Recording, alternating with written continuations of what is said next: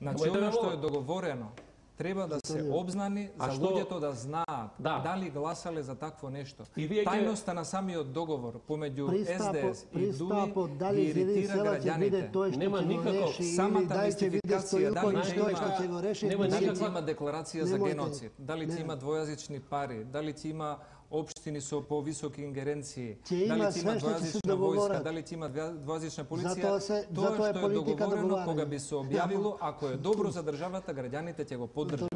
Ако не е добро, граѓаните ќе се окажат своето мислење.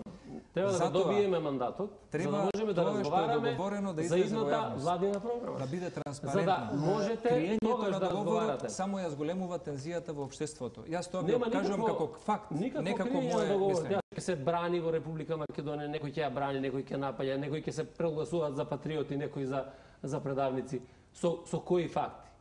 Оние кои што 10 години вака ја воде Република Македонија. Кој 10 години мислите на Талат Џафери, на мене? На 10 години. 10 години на кого мислите? На ДУИ, на ВМРО? Па на ДУИ, на ДПА, на ДУИ, на ДУИ до вчера беа корумпирани, сега се реформисти или ние бевме? Вие што мислите дека на тој начин на кој што ја водете Република Македонија во пропаст во овие 10 години? Кој ја водеше? ВМРО или кој ја водеше? ВМРО ДПМН не водеше Република Македонија. Беше Али Ахмети и Талат Џафери беа во таа коалиција или не беа? Беа дел од коалицијата, да. Што беа тие светци во коалицијата? Ангели, ние бевме Тоа е политички договор. За надлежностите на Иванов му ги дале директно граѓаните на избори. Антонио, и сега испаде дека председателот Иванов помалку добро и мисли на Република Македонија од премиерот Еди Рама.